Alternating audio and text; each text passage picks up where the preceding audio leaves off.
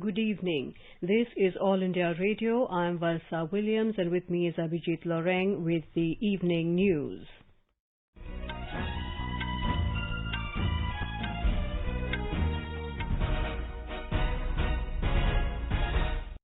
The headlines. Health Minister Dr. Harshvardhan says India has one of the lowest number of cases and deaths per million population due to COVID-19. In Jammu and Kashmir, lockdown restrictions put in place amidst rise in coronavirus cases. Rajasthan Chief Minister Ashok Gehlot meets Governor and calls for immediate convening of the State Assembly session. RBI Governor Shaktikant Das says banks and financial institutions have been working to reduce financial stress due to COVID-19 pandemic. India and ASEAN will play a lead role in the post-COVID world economic recovery, says Minister for Development of Northeastern Region, Dr. Jitendra Singh.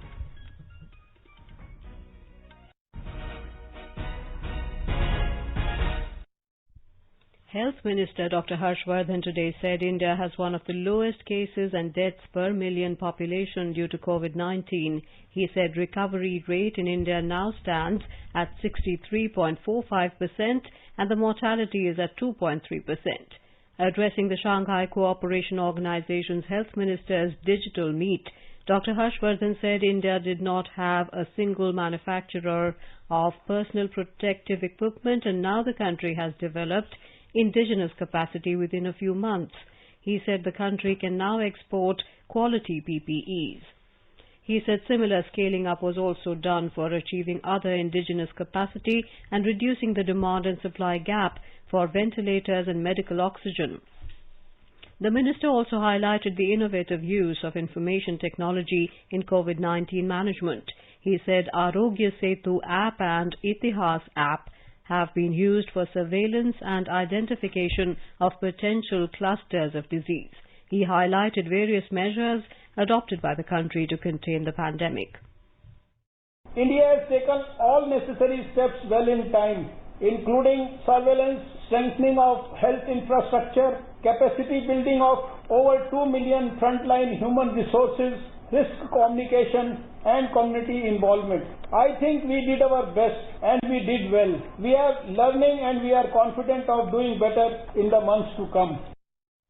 Dr. Harshvardhan emphasized on the Indian traditional system of medicine that has contributed substantially in boosting the immunity of the population during the pandemic.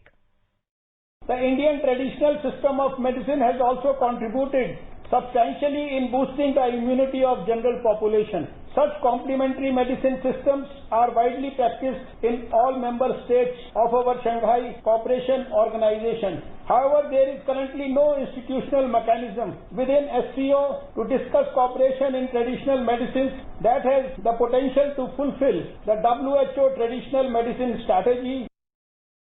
He proposed the setting up of a new subgroup on traditional medicine under the existing institutional meetings of the Shanghai Cooperation Organization's health ministers. He congratulated all the frontline staff dealing with the pandemic and called them no less than God for humanity. India has become one of the frontrunners in the global effort to develop a vaccine for the containment of COVID-19. Government agencies have stepped up collaboration with private partners to fast-track the approval process needed for development of a potential COVID vaccine. More from our correspondent. Human clinical trials of the indigenous vaccines have been started at the various levels in the country to identify the efficacy of these potential vaccines. Bharat Biotech and Zydus Cadila have initiated human clinical trials of their vaccines after getting the approval from the government. Government has assured to provide all the necessary support for the development of vaccines. ICMR and Bharat Biotech have joined hands for the development of potential COVID-19 vaccine called Covaxin, whereas the Department of Biotechnology has partially funded the development of Zydus vaccine, ZyCoV-D. India is considered a pharmacy of the world and 60% of the vaccine at world level is supplied by India. A top Indian pharma company, Serum Institute of India, has backed a contract with British drug maker AstraZeneca to supply 1 billion doses of Oxford University's potential COVID-19 vaccine. This vaccine is currently at the third level of human clinical trial stage. Bhupendra Singh, AIR News, Delhi. chief scientist in the World Health Organization, Dr. Soumya Swaminathan, has said that 24 vaccine candidates are in the human clinical trial stage and 150 vaccines are in the preclinical stages worldwide. She said WHO has a robust pipeline of potential COVID vaccine candidates, and a higher number of vaccine candidates will maximize the opportunities. Dr. Swaminathan said 3 vaccine candidates are in phase 3 trial stage, which are Oxford vaccine developed by AstraZeneca, mRNA-1273 by Moderna, and the Chinese vaccine. She said vaccine development is a lengthy and complex process which takes time, but harmonization at different levels will speed up the process. She said the safety and efficacy of the vaccine is very important in the vaccine development process. As part of the Centre-State Coordinated Strategy for Effective Containment and Management of the COVID-19 pandemic, Cabinet Secretary today chaired a high-level virtual review meeting with Chief Secretaries and Health Secretaries of the 9 states that are driving the present spurt of the active caseload in the country. The 9 states are Andhra Pradesh, Bihar, Telangana, Odisha, West Bengal, Assam, Karnataka, Jharkhand and Uttar Pradesh. The Cabinet Secretary had a detailed review on the state-specific COVID response strategy with the health secretaries and other state officials, as well as on the factors that were leading to rising caseload in these states in recent times. In keeping with the test, track, treat strategy, the states were advised to ramp up the testing with special focus on containment zones. Areas of concern with respect to low testing in certain states was highlighted. It was reiterated that sustained and aggressive testing is crucial for early identification of cases and to prevent spread of infection. Cabinet Secretary stressed on the need for prompt and proper delineation of containment zones as per the guidelines of Ministry of Health and Family Welfare, intensive contact tracing and house-to-house active case search within the containment zones so as to effectively break the chain of transmission. Buffer zones to be identified outside the containment zones and continued surveillance of SARI elite case needs to be undertaken. States were advised to have a clear focus on health infrastructure availability, including requisite number of beds, oxygen and ventilators across the state, with implementation of clinical protocols ensuring the prescribed quality of care and seamless patient management. Effective ambulance management with zero refusal rate was also highlighted in the review meeting. Cabinet Secretary also emphasized the imperative of keeping the fatality rates low. For this, mapping of high-risk population must be done, particularly the elderly and aged people and those with comorbidities. The attention of the states was drawn to the fact that early detection and timely clinical management is the key to contain the spread of COVID-19. In our series Experts Speak on All India Radio, we bring you the views of the leading medical experts on COVID-19. Talking to AIR News, Dr. Nand Kumar, Professor of Psychiatry, AIIMS, suggested to the people to stay at homes, spend time with family members and practice yoga. Stay at home, spend time with the family, do household work, exercise, listen to music, sing with the family, do yoga, meditation and take care of emotional need of the family. Dr. Sanjay Pandey of Govind Ballabh Pant Hospital, Delhi said people should take necessary precautions and any initial symptoms should not be ignored. बहुत ही small percentage of patient जिसमें corona एक severe category का होता है, उसमें दिमाग पर असर हो सकता है, जैसे इंसेफ्लाइटिस की तरह की प्रेजेंटेशन हो सकती है या कई बार पेरिफेरल नर्व सिस्टम का इन्वॉल्वमेंट हो सकता है। लेकिन इस तरह के मरीजों की संख्या बहुत ही कम है और ऐसा तभी होता है जब हम प्रारंभिक लक्षणों को नजरअंदाज करें और बीमारी का ट्रीटमेंट न करें। तो इसमें घबराने वाली कोई बात नहीं है। इसके बारे में सतर्क जरूर रहना चाहिए, जागरूक जरूर होना चाहिए और अगर इस तरह के कोई लक्षण होए तो अपने डॉक्टर के साथ शेयर करना चाहिए ताकि आपका जल्द से जल्द इलाज हो सके। In Jammu and Kashmir, restrictions have been implemented in Jammu district from 6 this evening as part of a weekend lockdown in order to prevent any further spike in COVID cases in the district. The restrictions will be from 6 p.m. on all Fridays beginning today till 6 a.m. on all Mondays. No kind of curfew pass shall be issued and there shall be no restriction on the movement of goods carriers, oil or LPG tankers. Any violation of this order will invite strict punitive action under relevant laws. A report. part of weekend lockdown, complete restrictions have been imposed on movement of individuals, vehicles and all activities except the movement for emergency medical and other requirements. Only local chemists, fruits, vegetables and dairy shops can remain open for community needs. The government employees of essential services departments or such other departments as required by the government are being permitted to move on production of ID proofs, and the passengers coming out from and going to the airport or railway station are being permitted to move on production of tickets. There shall be no restriction on the movement of goods carriers. In Udhampur district also, weekend lockdown is being observed from 10 p.m. tonight till Monday morning with the same conditions. In Kashmir Valley, strict lockdown is in force in all districts except Bandipora till 28th July. Nasir Rathir, AR News, Jammu. In Uttar Pradesh, a dedicated mobile COVID testing van will be available at major hospitals in all districts for COVID testing. The concerned hospital will then get all the samples of the patients tested who are admitted there. The state will be under weekend restrictions from 10 tonight, which will be in effect till 5 in the morning of the 27th of July. More from our correspondent. A special door-to-door campaign for health screening will be launched in Lucknow, Ghaziabad, Kanpur, Varanasi, Prayagraj, Gorakhpur and Balia district. Chief Minister Yogi Adityanath has asked officials to take help of NCC cadets and persons of civil defense in management of containment zones. Static booths are being formed in districts for antigen tests of COVID patients. Surveillance teams in the state have conducted health screening of more than 6 crore 77 lakh persons, and around 56,000 COVID help desks have been established. Sushil Chandra Tiwari, AIR News, Lucknow. In Maharashtra, Chief Minister Uddhav Thackeray today said the aim of his government is not only to bring down the death rate but to bring it to nil. He said proper treatment should be given to COVID patients in different districts of the state, which can help in curing the patients and will also bring down the mortality rate drastically. Our Mumbai correspondent has filed this report.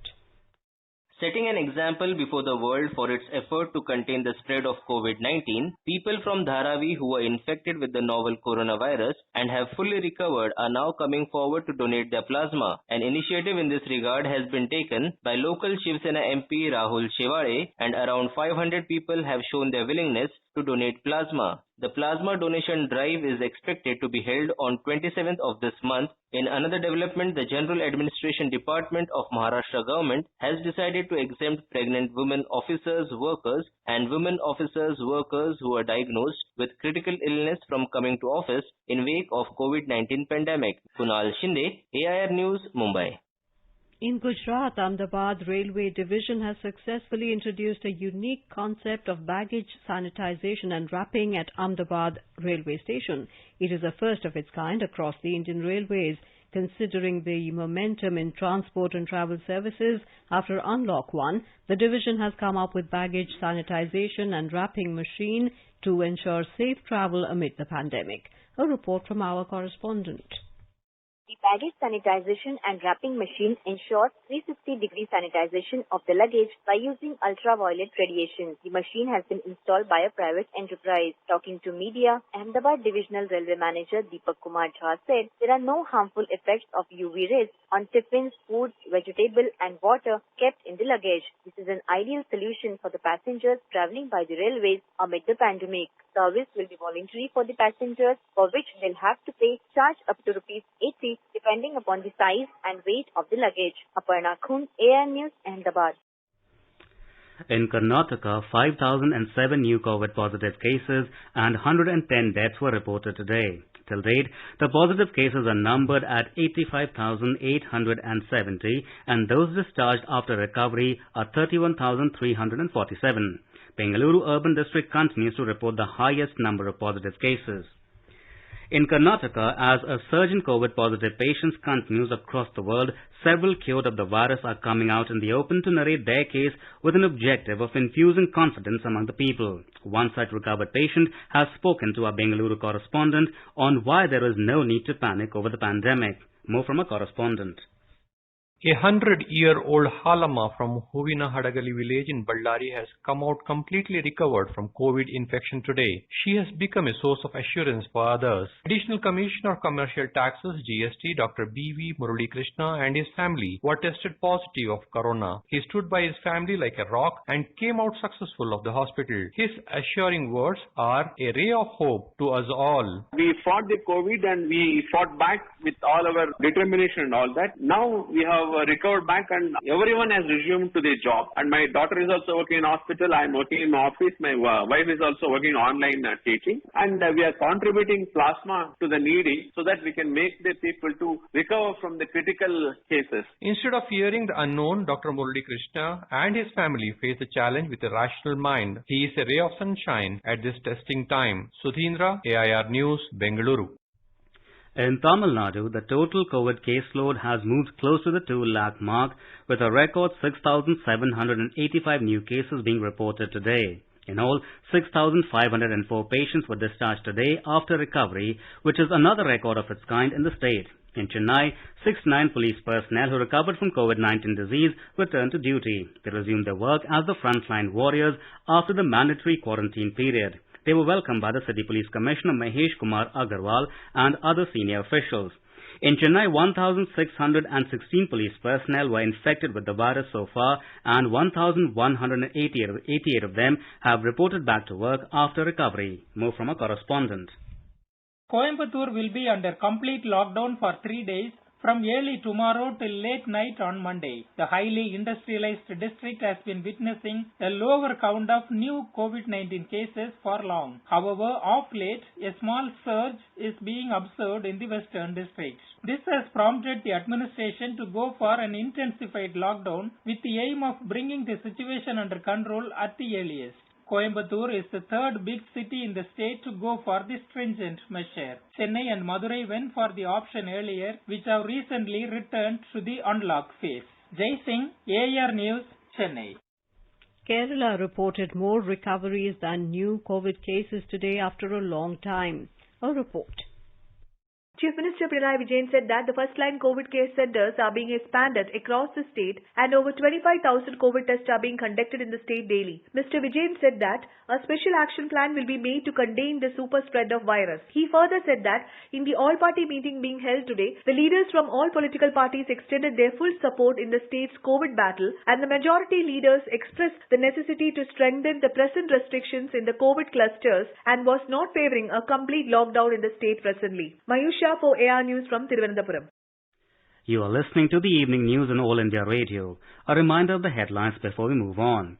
Health Minister Dr. Harshvardhan says India has one of the lowest number of cases and deaths per million population due to COVID-19. In Jammu and Kashmir, lockdown restrictions were in place amidst rise in coronavirus cases. Rajasthan Chief Minister Ashok Gehlot meets Governor and calls for immediate convening of the State Assembly session. RBI Governor Shaktikanta Das says banks and financial institutions have been working to reduce financial stress due to COVID-19 pandemic.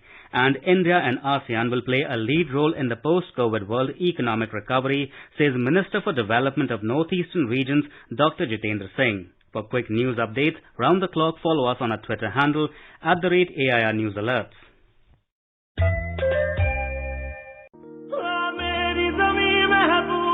The 26th of July, 1999.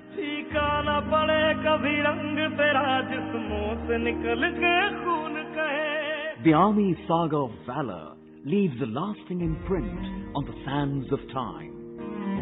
Vijay Parva salutes the gallantry, commitment, fortitude and indomitable spirit of our brave hearts.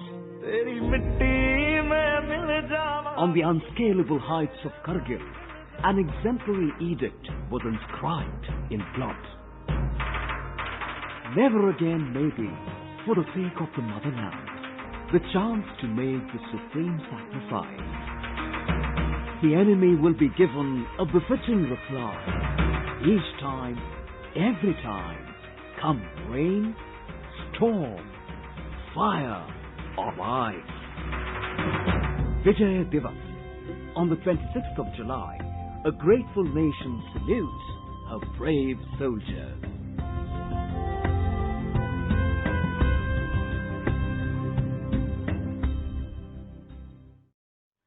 Reserve Bank Governor Shaktikant Das has asked banks to desist from extreme risk aversion during the COVID-19 pandemic. In his foreword to the biannual Financial Stability Report, Das said the top priority right now for banks and financial intermediaries should be for augmenting capital levels and to improve resilience. Mr. Das said the country's financial system is sound, but the need of the hour is to remain extremely watchful and focused. He said governments, central banks and other public agencies across countries have made coordinated efforts to alleviate financial stress and build confidence among businesses, investors and consumers. Maintaining that outlook for the financial system and markets remains highly uncertain. The governor, however, added that signs of gradual recovery from the nationwide lockdown are visible, making it clear that there is no room for complacency on cyber security. Mr. Das said IT platforms that have worked well in times of social distancing need to consolidate the gains in the post-pandemic period. RBI's Financial Stability Report has said that gross non-performing assets of banks may jump from 8.5% in March 2020 to 12.5% by March 2021 under the baseline scenario. The report underlines that a combination of fiscal, monetary and regulatory interventions in response to COVID-19 has ensured normal functioning of financial markets. It adds that simmering global geopolitical tensions and economic losses on account of the pandemic are major downside risks to global economic prospects. Minister for Development of Northeastern Region Dr. Jitendra Singh today said that India and ASEAN will play a lead role in the post-COVID world economic recovery. He said the future belongs to them due to common traits of grit, courage and determination to scale newer heights. He was delivering the keynote address on cross-border conversations with entrepreneurs from ASEAN organized by India-ASEAN Women's Business Forum and FICCI. Dr. Singh said due to close business and cultural ties between India and ASEAN, the region will take a lead in the economic recovery in the post-corona era. The minister said the northeastern region has a special role to play in the promotion of trade and business relations with ASEAN, as it is the gateway to the growing economies of Southeast Asian nations. He said Prime Minister Narendra Modi has changed the policy of look east to act east with a view to take bilateral cooperation to newer heights. Referring to connectivity issues, Dr. Singh said in the last 6 years there has been significant development in terms of road, rail and air connectivity. In Rajasthan, Chief Minister Ashok Gehlot met Governor Kalraj Mishra this afternoon along with the supporting MLAs and demanded immediate convening of the State Assembly session. While addressing the MLAs, Governor Kalraj Mishra said that he has to take a legal opinion in view of the current situation prevailing in the state. Interacting with the media outside Raj Bhavan, Chief Minister Ashok Gehlot said that if the governor allows the session to be convened, he will prove the majority there. He said that they are waiting for the governor's letter, after which they will decide the further course of action. यकीन है कि माननीय राज्यपाल महोदय कलराज मिश्र जी, जिनका अपना एक व्यक्तित्व रहा है, पक्ष विपक्ष उनका सम्मान करता है, उनको बोल्डली निर्णय करना चाहिए। तब आप अपना संवैधानिक कर्तव्य पूरा करो। मैं यकीन करता हूं कि वो हमें जल्दी फैसला सुनाएंगे। उसके बाद में हम लोग चाहेंगे जल्दी जल्दी सेशन शुरू हो और तमाम समस्याओं के बारे में हम चर्चा करें। On the other hand, the Bharatiya Janata Party has reacted strongly on the whole issue. Senior BJP leaders held a joint press conference in Jaipur this evening and said that unnecessary pressure is being made on the constitutional head of the state, which is unfair. Leader of opposition Gulab Chand Kataria said that the Chief Minister and the Congress MLAs today tarnished all the dignities. He said that the governor has the right to call the session, but it is illegal to pressurize him. केंद्र सरकार से भी आग्रहपूर्वक कहता हूं कि इस समय की स्थिति को देखते हुए वो राजस्थान की पुलिस के भरोसे लॉ एंड ऑर्डर को न छोड़कर सीआरपीएफ को निश्चित रूप से यहाँ फोर्स करना चाहिए। गहलोत जी तुरंत निर्णय करें और अपने लोगों को बाहर निकालें और राज्यपाल की गरिमा के अनुसार उनको इसके बारे में जो भी निर्णय करना होगा संवैधानिक तरीके से वो निर्णय करें। More from a correspondent. Till this morning, all eyes were on the High Court and the Supreme Court regarding the decision related to the disqualification notice given to the 19 rebel MLAs of the Congress. But by evening, Raj Bhavan has become the center of politics. Meanwhile, rebel MLAs of Congress today released a video saying that no one has taken them hostage and they are safe. They said that the Chief Minister is making unnecessary allegations to save his chair. In another development, BJP MLA Madan Dilawar has challenged the merger of 6 MLAs of Bahujan Samaj Party with Congress in the High Court, which will be heard on Monday. Jitendra Dwivedi, AIR News, Jaipur. This is All India Radio giving you the news. For quick news updates round the clock, follow us on Twitter @AIR News Alerts. सरहद की रक्षा की खातिर अड़े रहे वो सिनातान, शहीद हुए जो वीर सेनानी, अजर अमर उनका बलिदान, अजर अमर उनका बलिदान। कारगिल दिवस पर सेना के वीर शहीद सेनानियों को देश का शत-शत नमन। The diplomatic row between the US and China has escalated. China has ordered the closure of the US consulate in Chengdu in Sichuan province. The move is being seen as in retaliation to the US decision to close down the Chinese consulate in Houston 2 days ago. The U.S. State Department had alleged that the Chinese consulate in Houston was engaged in stealing of U.S. intellectual property rights worth millions of dollars. U.S. Secretary of State Mike Pompeo also stated that today China is increasingly authoritarian at home and more aggressive in its hostility to freedom elsewhere. The 17th meeting of the Working Mechanism for Consultation and Coordination on India-China Border Affairs was held today. Both India and China reviewed the situation in the border areas and the ongoing disengagement process along the Line of Actual Control (LAC) in the western sector. The two sides agreed that early and complete disengagement of troops along the Line of Actual Control and de-escalation from the border areas in accordance with the bilateral agreement and protocols was necessary for smooth bilateral relations. Both the countries also agreed that full restoration of peace and tranquility was essential for smooth overall development of the bilateral relation.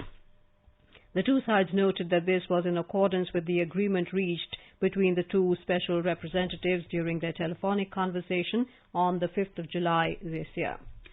In Assam, most of the major rivers in the state are flowing above the danger level. In all, 28 lakh people are affected by the floods in 26 districts. 50,000 displaced people are staying at relief camps. 96 people have died so far due to floods. Chief Minister Sarbanand Sonowal has said that there is no dearth of funds to help the flood-affected people. Talking to AIR correspondent, Mr. Sonowal said, "It is very important to find a permanent solution to the perennial flood and erosion problem of Assam. I must appreciate the fact that in last 70 years of India's independence, it is for the first time that the central government led by Honorable Prime Minister Narendra Modi ji has taken sincere efforts to address the flood and erosion problem of Assam. Honorable Modi ji has already constituted a high-level committee under the chairmanship of Niti Aayog Vice Chairman to study the flood and erosion problem of Assam and come up with recommendation for finding permanent solution to this perennial issue."